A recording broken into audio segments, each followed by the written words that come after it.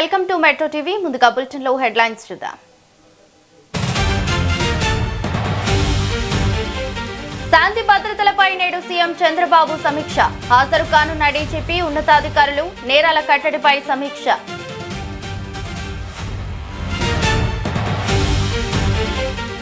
Tadepalli YCP కార్యాలయంలో శాసనసభాపక్ష భేటీ. Assembly సమావేశాల వ్యూహంపై కీలక చర్చ.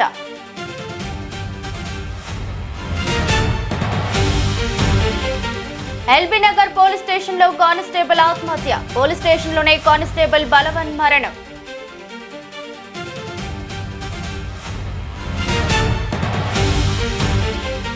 బాలికపై సచివాలయ ఉద్యోగి అత్యాచారం. కూతురుపై అత్యాచారానికి ప్రోత్సహించిన తల్లి అరెస్ట్ చేసిన పోలీస్.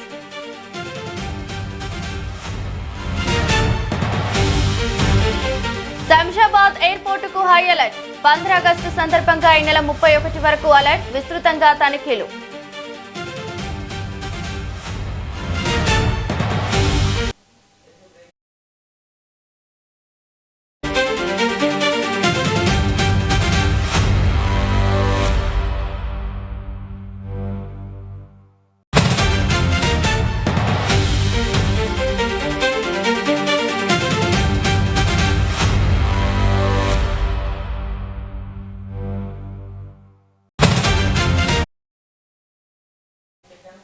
కాసేపట్లో తాడేపల్లి వైసీపీ కేంద్ర కార్యాలయంలో శాసనసభాపక్ష సమావేశం జరగనుంది. అసెంబ్లీ వర్షాకాల సమావేశాలు అనుసరించాల్సిన వ్యూహంపై పార్టీ అధినేత జగన్ ఎమ్మెల్యేలతో చర్చించనున్నారు. డిఎస్సీలో అక్రమాలు జరిగాయంటూ వైసీపీ ఆరోపిస్తుండగా అసెంబ్లీలో చర్చకు సిద్ధం కావాలని టీడీపీ సవాల్ చేస్తుంది. అయితే మండలిలో చర్చకు సిద్ధమని వైసీపీ ప్రకటించింది. ఇప్పటికే రైతాంగం, నిరుద్యోగ సమస్యలపై వైసీపీ ఆందోళన బాటపట్టింది. ఈ నేపథ్యంలో వర్షాకాల సమావేశాలకు జగన్ తో పాటు వైసీపీ ఎమ్మెల్యేలు అసెంబ్లీకి హాజరవుతారా, లేక అసెంబ్లీకి దూరంగా ఉండి ప్రత్యామ్నాయ కార్యక్రమాలు చేపడతారా అన్నది ఉత్కంఠంగా మారింది. సమావేశంలో పార్టీ వ్యూహంపై కీలక నిర్ణయాలు తీసుకునే అవకాశం ఉంది. ఇక ఇదే అంశంపై మరింత సమాచారం మా ప్రతినిధి శ్రీనివాస్ ఫోన్ ద్వారా అందిస్తారు. శ్రీనివాస్, చెప్పండి.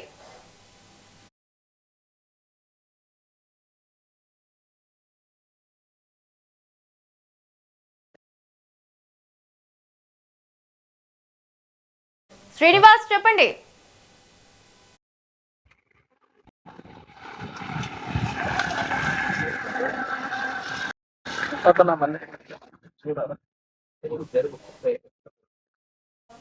శ్రీనివాస్,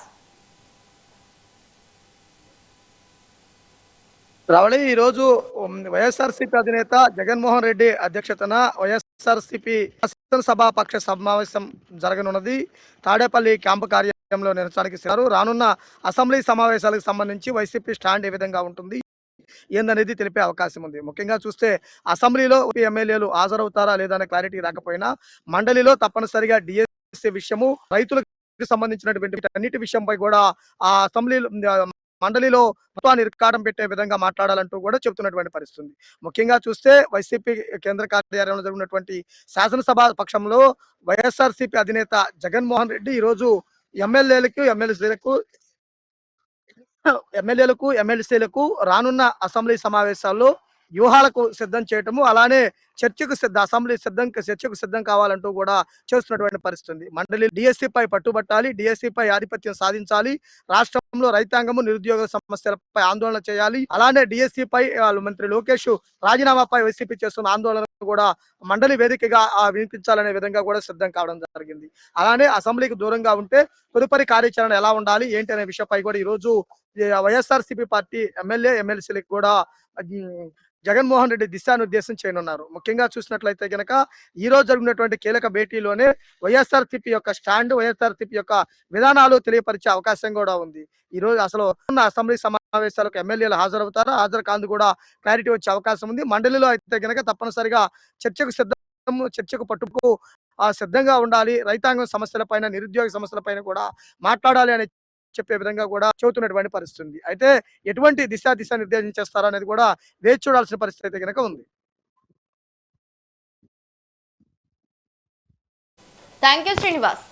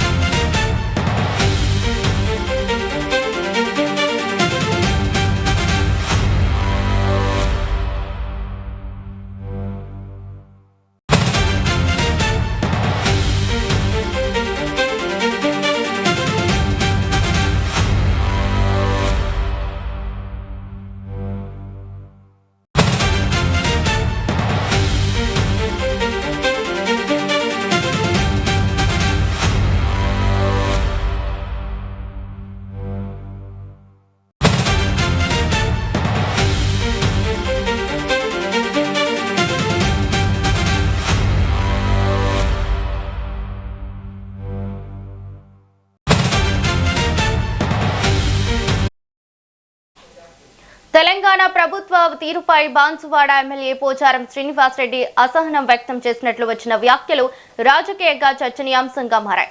నియోజకవర్గ అభివృద్ధి కోసం పార్టీ మారినా ఆశించిన ప్రయోజనం కనిపించడం లేదని ఆయన వ్యాఖ్యానించినట్లు తెలుస్తోంది.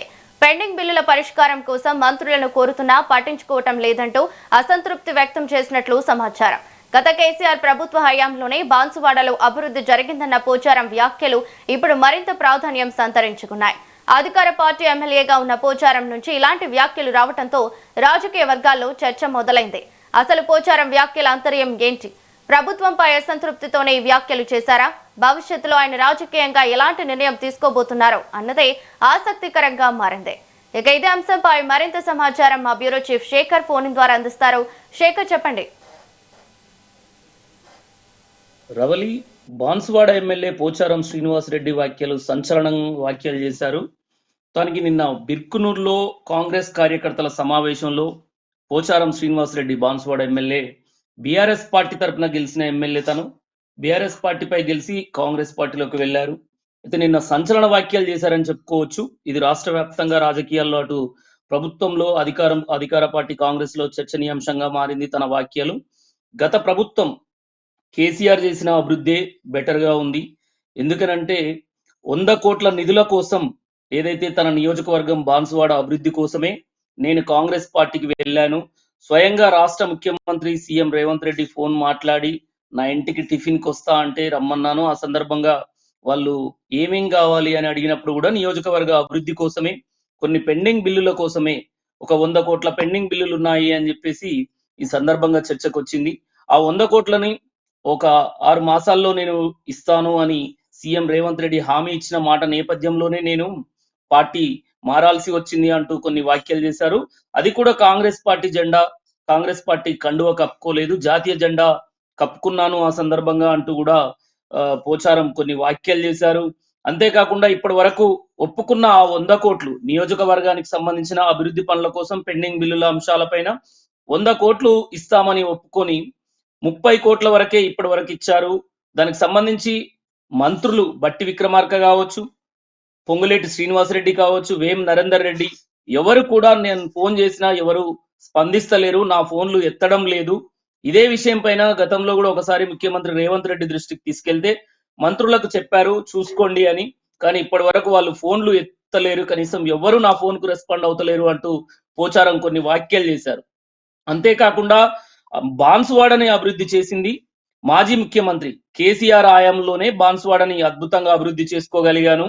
ఇప్పుడు కూడా నేను పార్టీ మారాల్సి రావడానికి గల కొన్ని కారణాలు ఉన్నాయి.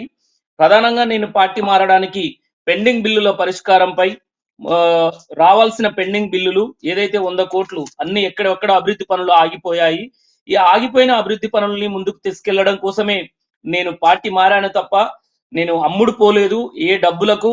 అది సీఎం రేవంత్ రెడ్డితో సమక్షంలో డైరెక్ట్ ఒక సందర్భంలో కూడా అడిగాను, ఎన్ని డబ్బులు ఇచ్చారు మీ పార్టీలో జాయిన్ అయితే నాకు అని కూడా. ఏదైతే చర్చ వచ్చిందో ఆ సందర్భంగా పొంగులేటి ఉన్నారు, డిప్యూటీ సీఎం బట్టి విక్రమార్క కూడా ఉన్నారు. ఆ సందర్భంగా నేరుగా ముఖ్యమంత్రిని అడిగాను, రేవంత్ రెడ్డిని మీ పార్టీలోకి వస్తే నాకు ఎన్ని డబ్బులు ఇచ్చారు అంటూ కూడా అడిగాను నేను అంటూ కొన్ని సంచలన వ్యాఖ్యలు అయితే చేశారు పోచారం శ్రీనివాసరెడ్డి. దీంతో రాజకీయ వర్గాల్లో పోచారం వ్యాఖ్యలపైనే చర్చ మొదలైంది. అంటే గతంలోనే బీఆర్ఎస్ పార్టీ తరఫున గెలిచిన పోచారం శ్రీనివాసరెడ్డి అసెంబ్లీ స్పీకర్ గా చేశారు. అతన్ని కేసీఆర్ పెద్దపీట వేసి బీఆర్ఎస్ పార్టీలో చాలా కీలక నేతగా భావించి తనకు ప్రాధాన్యత ఇస్తూ వచ్చారు. కానీ కాంగ్రెస్ ప్రభుత్వం అధికారంలోకి వచ్చాక పోచారం గెలిచిన కాంగ్రెస్ పార్టీలోకి వెళ్లారు. ఆ తర్వాత తదనంతరం కాంగ్రెస్ పార్టీలోకి వెళ్ళినా కూడా ఇది రెండోసారి పోచారం ఇలాంటి వ్యాఖ్యలు చేయడం. గతంలో కూడా ఇలాంటి వ్యాఖ్యలే చేశారు, మరొకసారి ఇప్పుడు ఈ వ్యాఖ్యలు చర్చనీయాంశంగా మారినాయి. అసలు పోచారం అసంతృప్తి అంటే తన అసంతృప్తి వెనుక తను ఏదేమైనా ఒకవేళ పోచారం ఆలోచన ఎటు ఉంది? బీఆర్ఎస్ లో గెలిచి కాంగ్రెస్ లోకి వచ్చారు, కానీ ఇప్పుడు ఎలాంటి అవకాశం ఉంటుంది? ఇప్పటికే పార్టీ మారిన ఎమ్మెల్యేలు, ఫిరాయింపు ఎమ్మెల్యేల అంశం పైన కూడా అటు కొనసాగుతున్న పరిస్థితి. Thank you Shekhar. 20 జూన్ నాడు పొంగులేటి శ్రీనివాసరెడ్డి ఫోన్ చేసిండు. నేను చేయలే, ఆయన చేసిండు నాకు. సినిమా ఎక్కడున్నావు అంటే నేను బాన్స్వాడకి వెళ్ళి బయలుదేరి హైదరాబాద్కి వస్తున్నా అన్న. నీకు ఏదో ప్రాబ్లం ఉన్నాయని చెప్పినవాట కదా మన రేవంత్ రెడ్డి గారు తమ్ముతో చెప్పిన. మా భాస్కర్ తోలేసి, నేను పోలే, భాస్కర్ తోలేసి. మరి సాయంత్రం ఇంటికి వస్తారా, ఉంటావా అన్నాడు. మరి ముఖ్యమంత్రి గారే వస్తున్నాంటే నేను ఎందుకు రావద్దంట, రండి అన్న. వచ్చాడు. నేను 6 గంటలకు చేరుకుని 6:30కి వచ్చాడు. నీకు ఏమేమి సమస్యలు ఉన్నాయంటే నాకు డబుల్ బెడ్రూమ్ ఒక 70 కోట్లు ఇవ్వాలి, కార్యకర్త చేసినటువంటి పనులు ఒక 100 కోట్లు ఇవ్వాలి, రెసిడెన్షియల్ స్కూల్ పని బంద్ అయింది దానికి పైసలు ఇవ్వాలి, దవాఖానా పైసలు పని బంద్ అయింది దానికి ఇవ్వాలి, ఆడ చింతాపూర్ చెరువు పని బంద్ అయ్యి దానికి పని సాగాలి, లిఫ్ట్ ఇరిగేషన్ పనులు బంద్ అయినాయి ఇది సాగాలి, కోటగిలో దవాఖాన పని బంద్ అయింది అది సాగాలి, వన్నిలో దవాఖాన పని బంద్ అయింది అది సాగాలి. మరి ఇవన్నీ నాకు ఆగిరినంటే టక్కన ఫోన్ సీఎం తో కలిపాడు. ఫోన్ మాట్లాడి సీఎం అవుతాడు. ఇప్పుడు ఎందుకన్నా రేపు తర్వాత మాట్లాడదాం, లేదు మాట్లాడు ఇచ్చాడు. సీఎం గారు మాట్లాడు, సీనా రేపు పొద్దున మీకు టిఫిన్ బ్రేక్ఫాస్ట్ వస్తున్నా అన్నాడు. రెడ్డి అన్న వచ్చి టిఫిన్ చేసిన తర్వాత ఇవన్నీ నేను చెప్పినాన్ని నాకు ఇవన్నీ సమస్యలు ఉన్నాయి, మీరు ఓకే అంటేనే కండువా కప్పుకోవట్లేదు, కప్పుకో, నాకేం పైసలు అక్కర్లేదు, నాకు ఏం అక్కర్లేదు. నుండి మంత్రి పదవి కోసం వస్తున్నాడు అనుకున్నా, మంత్రి పదవి వస్తుంది చేసిన మస్తు చేసిన, ఇక స్పీకర్ చేసినట్టుగా మంత్రి పదవి నాకెందుకు, అన్ని హామీ ఇస్తున్నా, 6 మాసాల్లో కూడా పూర్తి చేస్తా అన్నాడు. ఇవన్నీ కండువా కప్పుకున్నా. ఆ కండువా కూడా జాతీయ కండువా కప్పుకున్నా. ఎమ్మెల్యే మీటింగ్ పెడితే అందరం పోయినాం. మీటింగ్ అయినాక విడివిడిగా పోయినాం. పొంగులేటి శ్రీనివాస్ రెడ్డి కూర్చున్నాడు, బట్టి కూర్చున్నాడు ఆయన పొలిటికల్ ఆ ఛాంబర్ లో. నేను పోయి శ్రీనివాస్ రెడ్డి ఏమన్నా రేవంత్ రెడ్డి గారు లేచాడు, కూర్చోసేనని అన్నాడు. ఒకటి అడిగితే సమాధానం చెప్పినా కూర్చుంటా అన్నా. ఏందన్నాడు, నేను నీకు 21 జూన్ నాడు నాకు కండువా కప్పిన రోజు నాకేమైనా పైసలు ఇచ్చినావా, నన్ను ఏమైనా కొన్నావా, కట్లతో కొన్నావా చెప్పు, నాకేమైనా ఇద్దరు అందరు ఉన్నారు, నన్ను ఏమన్నా నా ఎమ్మెల్యేషిప్ కొన్నావా, నన్ను కొన్నావా చెప్పు, నేను అమ్ముడు పోయినా నీకే చెప్పినా. లేదు, పోలేదు, ఇయ్యలేదు. దేనికోసం వచ్చినా, ఈ సమస్యల కోసం వచ్చిన. ఏమైనా అయిందా, ఏం కాలేదా, ఏమైంది, 100 కోట్లు HDF ఉంటే 30 కోట్లు ఇచ్చారు, తర్వాత బంద్. దగ్గర 70 కోట్లు డబుల్ బెడ్రూమ్ ఉంటే 20 కోట్లు ఇచ్చి 25 కోట్లు ఇచ్చి 45 కోట్లు ఇవ్వాలి, బంద్. పనులన్నీ పేమెంట్ లేక ఆగిపోతున్నాయి. ఆ కాంట్రాక్ట్ పని చేయమంటే పేమెంట్ ఇవ్వమని అంటున్నాడు. దవాఖాన బాన్సోడు బంద్ అయింది.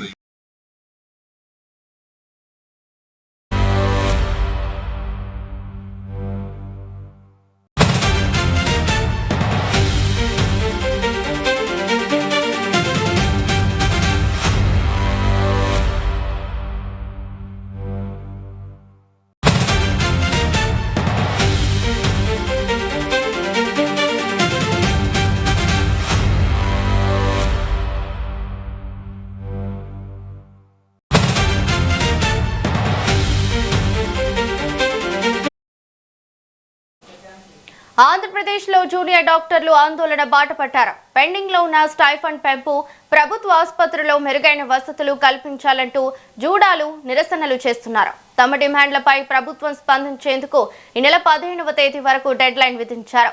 అప్పట్లోగా ప్రభుత్వం నుంచి స్పష్టమైన హామీ రాకపోతే ఈ నెల 17వ తేదీ నుంచి సమ్మెను మరింత ఉధృతం చేస్తామని జూనియర్ డాక్టర్లు హెచ్చరిస్తున్నారు. ఇక ఇదే అంశంపై మరిన్ని డీటెయిల్స్ మా ప్రతినిధి జయజీరామ్ ఫోన్ ద్వారా అందిస్తారు. జయజీరామ్, చెప్పండి, వారి డిమాండ్స్ ఏంటి? గుడ్ మార్నింగ్ రౌలి. రాష్ట్ర వ్యాప్తంగా కూడా జూడాలు సమ్మె సరైనైతే మోగించారు. ఈ క్రమంలో మనం చూసుకున్నట్టయితే తిరుపతి జిల్లా ఏదైతే ఉందో, తిరుపతిలో ఉన్నటువంటి రామ్ నారాయణ రుయా ఆసుపత్రి, గవర్నమెంట్ ప్రభుత్వ ఆసుపత్రి, దీంట్లో జూడాలు దాదాపు రోడ్డు మీదకి వచ్చేటువంటి సిచ్యువేషన్. అంటే వాళ్ళ ప్రధాన డిమాండ్ అయితే ఒకటే చెప్తూ ఉన్నారు, వాళ్ళ స్టైఫండ్ అంటే దినసరి వేతనానికి, దినసరి పనికి తగ్గ గౌరవం ఇవ్వాలనేటువంటిది వాళ్ళ యొక్క ప్రధాన డిమాండ్ గా కూడా మనం చెప్పేటట్టు ఆ సిచ్యువేషన్ కనపడుతుంది. అంటే మరో ఒక గంటన్నర లోపల కూడా జూడాలంతా కూడా ఏకమై రోడ్డు మీదకి వచ్చేటువంటి పరిస్థితి కనపడుతుంది. ఈ క్రమంలో వాళ్ళు పూర్తిగా కూడా ఏదైతే ఎమర్జెన్సీ సేవలు ఉంటాయో, అదే విధంగా కూడా గతంలో ఉన్నటువంటి అడ్మిషన్ అయినటువంటి పేషెంట్స్ ఎవరైతే ఉంటారో వాళ్ళందరితో కూడా పూర్తిగా కూడా వాళ్ళకి కావాల్సినటువంటి వైద్య సదుపాయాలు ఏవైతే ఉన్నాయో వాటన్నింటినీ కూడా అందిస్తూ, అదే క్రమంలో మరోవైపు మనం చూసుకున్నట్టయితే ఈ యొక్క స్ట్రైక్ కాల్ఫర్ ఏదైతే చేశారో దాంట్లో కూడా పాల్గొనేటువంటి పరిస్థితి కనపడుతుంది. ఈ యొక్క ప్రభుత్వంతో వాళ్ళు చేసినటువంటి చర్చలు పూర్తిగా కూడా విఫలమైనట్టు కూడా మనకు తెలుస్తుంది. అంటే 30% ఆ స్టైఫండ్ పెంపు కోరినటువంటి జూనియర్ డాక్టర్లు అంటే ఎప్పటి నుంచో కూడా తమ న్యాయమైన కోరిక ఏదైతే ఉందో స్టైఫండ్ పెంచాలనేటువంటిది 30% పెంచాలనేటువంటిది వాళ్ళ ప్రధాన డిమాండ్ గా కూడా మనకు తెలుస్తుంది. అయితే ఈ క్రమంలో మనం చూసుకున్నట్టయితే గవర్నమెంట్ కేవలం 3% మాత్రమే ఈ యొక్క స్టైఫండ్ పెంచుతామనేటువంటిది ప్రతిపాదించినటువంటి క్రమంలో వాళ్ళు దాన్ని పూర్తిగా కూడా వ్యతిరేకిస్తారు. కనీసం 20% స్టైఫండ్ ఇవ్వాలనేటువంటిది వాళ్ళ యొక్క డిమాండ్ గా కూడా మరి యొక్క డిమాండ్ కూడా మనకు తెలిసినటువంటి పరిస్థితి కనపడుతుంది. అంటే ఇవాళ నుంచి జూనియర్ డాక్టర్లు ఫేజ్ 2 యొక్క ఆందోళనకైతే చేపట్టేటువంటి సిచ్యువేషన్ కనపడుతుంది. గత 4 రోజులుగా కూడా ఈ యొక్క జూడాల యొక్క సమ్మె అయితే కొనసాగుతూనే ఉంది. అయితే తమ యొక్క విధులకు ఎటువంటి ఆటంకం కాకుండా ఎమర్జెన్సీ సేవలు కావచ్చు, అదే విధంగా ఆల్రెడీ ఎవరైతే వైద్య సేవలు పొందుతున్నారో అలాంటి పేషెంట్స్ అందరికీ కూడా పూర్తి స్థాయిలో కూడా వాళ్ళు సపర్యలు చేస్తూనే ఉన్నారు. ఆ క్రమంలో ఈ యొక్క స్టేట్ కాల్ అయితే ఒకటి కాల్ ఫర్ చేయడం జరిగింది. ప్రతి ఒక్కరూ కూడా జూనియర్ డాక్టర్లు డిమాండ్ గా కూడా ఆ స్టైఫండ్ కి సంబంధించినటువంటి ఇస్తున్నటువంటి ఆ ఫీజు ఏదైతే ఉందో దాన్ని పూర్తిగా కూడా 30% పెంచాలనేటువంటిది వాళ్ళ యొక్క ప్రధాన డిమాండ్ గా ఉంది. ఉదయం 9 నుంచి సాయంత్రం 4 గంటల వరకు కూడా నాన్ ఎమర్జెన్సీ సేవలను పూర్తిగా కూడా బహిష్కరిస్తున్నారు. అదేవిధంగా ఇవాల్టి నుంచి రిలే నిరాహార దీక్షలకు కూడా వాళ్ళు పిలుపునిచ్చేటువంటి పరిస్థితి కనపడుతుంది. ఎమర్జెన్సీ ఐసీయూ సేవలకు సమ్మె నుంచి పూర్తిగా కూడా మినహాయింపు అయితే ఇచ్చారు. ఎమర్జెన్సీ అంటే అయితే ఎటువంటి పరిస్థితుల్లో అత్యవసర విభాగానికి అయితే పేషెంట్స్ వస్తున్నారు వాళ్ళకి పూర్తిగా వాళ్ళకి చికిత్స అందించేటువంటి పరిస్థితి కనపడుతూనే ఉంది. అంతేకాకుండా ఎమర్జెన్సీ ఐసీయూ సేవలు పూర్తిగా కూడా కొనసాగించేటువంటి పరిస్థితుల్లో కూడా జూడాలు ఇచ్చారు. అంటే స్టేట్ కాల్ మేరకు కూడా ఈ యొక్క స్ట్రైక్ వాళ్ళు చేస్తూ ఉన్నారు. ఎటువంటి పరిస్థితుల్లో కూడా వస్తున్నటువంటి పేషెంట్స్ కి ఇబ్బంది లేకుండా కూడా వాళ్ళ యొక్క స్ట్రైక్ కొనసాగేటువంటి పరిస్థితి కనపడుతుంది. మొత్తం మీద 30% స్టైఫండ్ కావాలనేటువంటిది వాళ్ళ యొక్క ప్రధాన డిమాండ్ గా కూడా చెప్తున్నారు. ప్రభుత్వం దిగి వచ్చి కేవలం 3% వాళ్ళ యొక్క స్టైఫండ్ అయితే ఇచ్చింది. అలా కాకుండా కనీసం 20% అన్న ఆ స్టైఫండ్ ఇవ్వాలనేటువంటిది. అంటే తెలంగాణ మన తెలుగు రాష్ట్రాల్లో తెలంగాణ అయితే ఉంది, అదే విధంగా మన పక్క రాష్ట్రాలు అయినటువంటి కర్ణాటక, తమిళనాడు, కేరళలో ఏ విధంగా ఇస్తున్నారో వాటికి పరిపాటిగా ఇవ్వాలనేటువంటిది కూడా వీళ్ళ యొక్క డిమాండ్ కొనసాగేటువంటి ఆ పరిస్థితి కనపడుతుంది. ప్రధానంగా మనం చూసుకుంటే రివైజ్ స్టైఫండ్ కంపల్సరీ పెంచాలనేటువంటిది వీళ్ళ యొక్క ప్రధాన డిమాండ్ గా మనకు కనపడుతుంది. రావాలి. Thank you జయజీరా.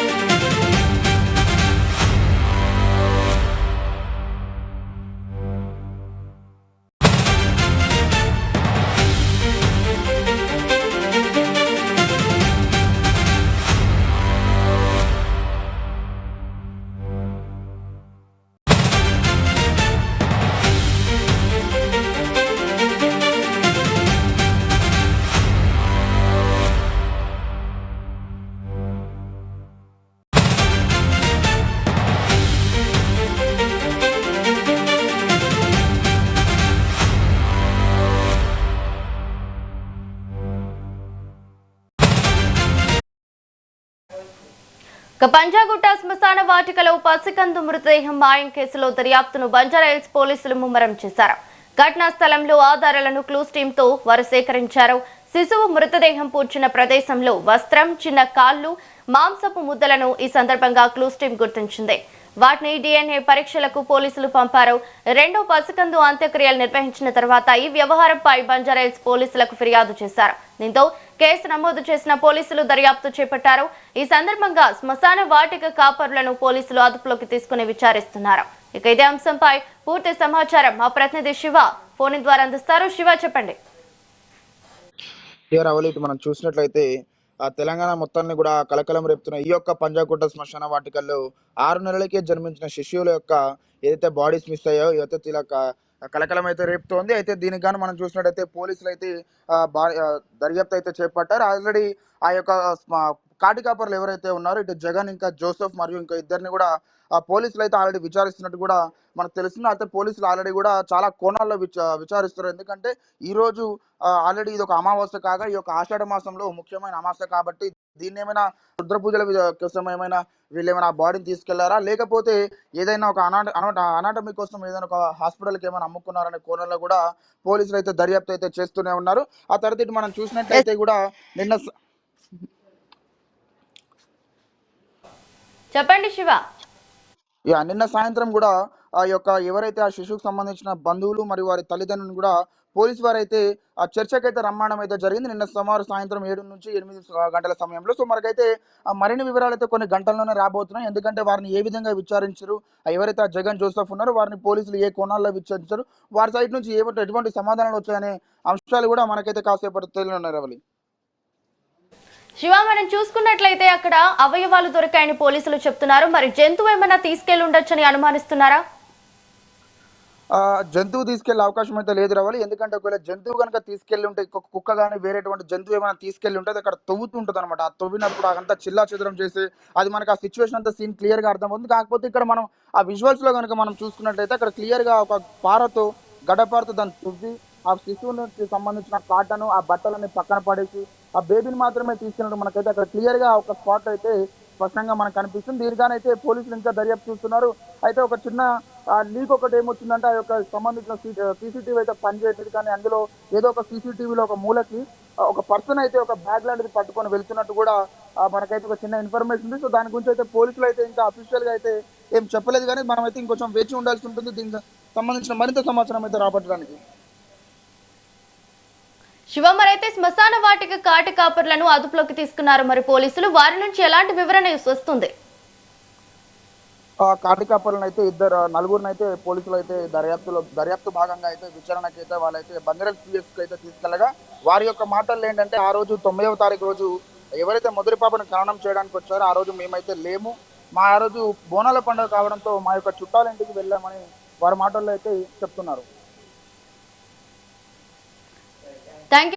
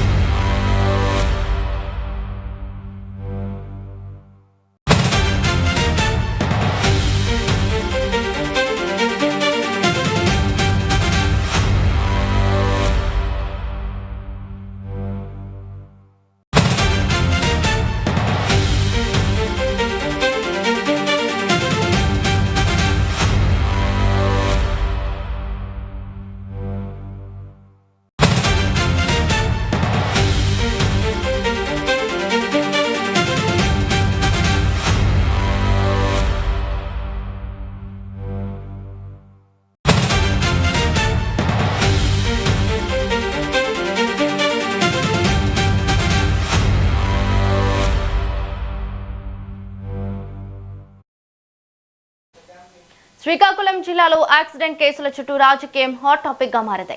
తనయుడి యాక్సిడెంట్ కేసులో వైసీపీ నేత మాజీ మంత్రి సీదిరి అప్పలరాజు అరెస్ట్ అయి జైలులో ఉండటంతో ఈ అంశంపై వైసీపీ నేతలు అధికార పక్షాన్ని టార్గెట్ చేస్తున్నారు.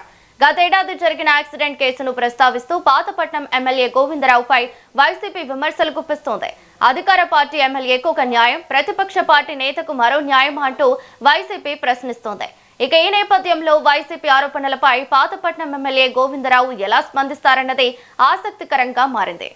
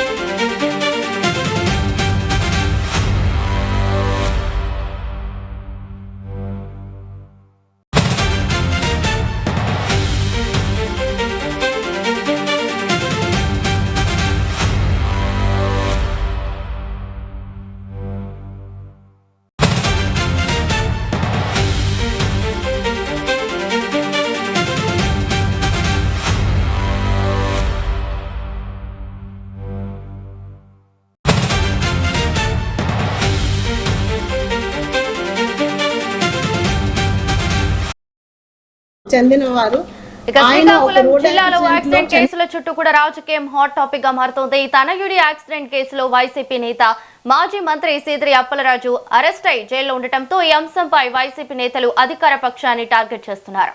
మరి గతేడాది జరిగిన యాక్సిడెంట్ కేసును ప్రస్తావిస్తూ పాతపట్నం ఎమ్మెల్యే గోవిందరావుపై వైసీపీ కూడా విమర్శలు గుప్పిస్తుంది.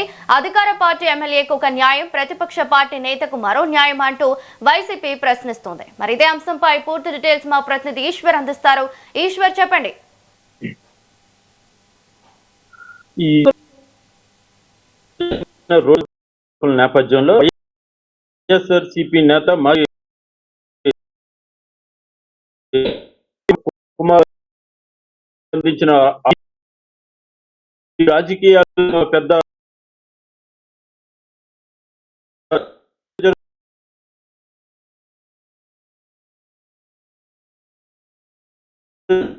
అధికార ప్రతిపక్షాల మధ్య తీవ్ర వాదోపాదాలు నడుస్తున్న నేపథ్యంలో ఏడాది క్రితం జరిగిన టీడీపీ ఎమ్మెల్యే కుమార్కి కుమార్ ప్రమేయం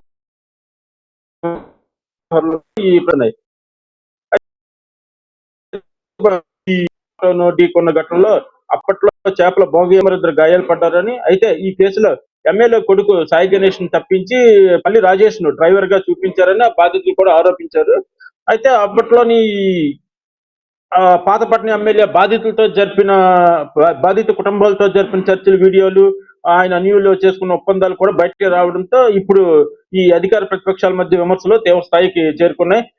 వైసీపీ మాజీ మంత్రి సిరి అప్పలరాజు సతీమణి శ్రీదేవి కూటమి ప్రభుత్వం పైన, పోలీసుల తీర్పుపైన కూడా తీవ్ర ఆగ్రహం వ్యక్తం చేస్తున్నారు.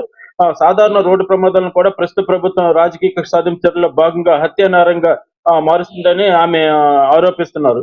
అదే సమయంలో అధికార పార్టీ ఎమ్మెల్యేలు, కుటుంబ సభ్యులు చేసిన ప్రమాదాలను కప్పిపుచ్చుతూ వేరే డ్రైవర్ల కేసులు మారుస్తున్నారని, ప్రతిపక్ష నేతలపై మాత్రమే తప్పుడు సెక్షన్లతో వేధింపులు పాల్పడుతున్నారని ఆమె మండిపడుతుంది.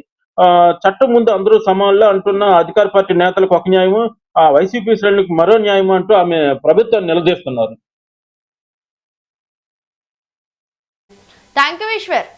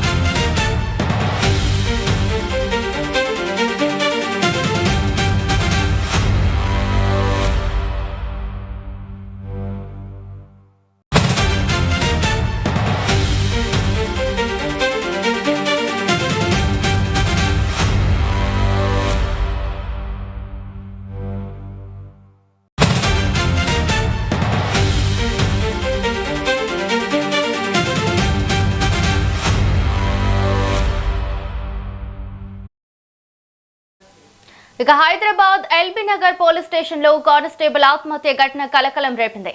మంగళవారం విధులకు హాజరైన కానిస్టేబుల్ సాయి రాత్రి పోలీస్ స్టేషన్ లోని ఆత్మహత్యకు పాల్పడ్డాడు. ఘటన వెలుగులోకి వచ్చింది. ఇక విషయం తెలుసుకున్న పోలీసులు మృతదేహాన్ని పోస్టుమార్టం నిమిత్తం ఉస్మానియా ఆసుపత్రికి తరలించారు. కానిస్టేబుల్ సాయి ఆత్మహత్యకు గల కారణాలపై పోలీసులు దర్యాప్తు చేపట్టారు. ఇక విధుల్లో ఉండగానే ఈ ఘటన జరగడంతో పోలీస్ స్టేషన్ లో కలకలం రేగింది. ఆత్మహత్యకు దారితీసిన పరిస్థితులు ఏమిటనే కోణంలో పోలీసులు విచారణ కొనసాగిస్తున్నారు.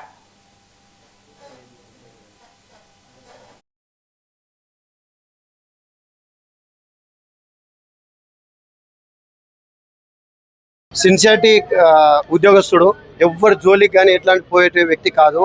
వాళ్ళ తల్లిదండ్రులకు ఏంటంటే వారం క్రితం నుండి మాకు పైనుంచి ప్రెషర్ వస్తుంది, ప్రెషర్ వస్తుంది, అధికారుల ఒత్తిడిలు ఎక్కువైపోతున్నాయని చెప్పేసి వాళ్ళ పేరెంట్స్ తోటి చెప్పడం జరిగిందంట. జరుగుతుంటే ఆల్రెడీ ఆయన 3 డేస్ నుంచి లీవ్ అడగడం జరిగింది. లీవ్ గిట్ ఇవ్వడం లేదు. మా ఊరు విలేజ్ లో శీతల పండుగ జరుగుతుంది, మా ఎస్టీలో శీతల పండుగ జరుగుతుంటే గిట నాకు ఒక 1 డే లీవ్ ఇవ్వమని అడిగారు. లీవ్ గిటే ఇవ్వకపోవడము, 8 గంటలు డ్యూటీ ఉంటే 12 గంటలు చేయాలి, 16 గంటలు చేయాలని చెప్పేసి ఆయన మీద పై అధికారులతో ఒత్తిడి వల్లనే ఆయన చనిపోవడం జరిగింది. కాబట్టి ఆ పై అధికారుల వల్లనే చనిపోయిండు. మా డిమాండ్ ఒకటే, ఎందుకంటే ఆ పై అధికారులు ఒత్తిడి వల్ల చనిపోయిండు కాబట్టి వాళ్ళని ఇమ్మీడియట్ గా సస్పెండ్ చేయాలి.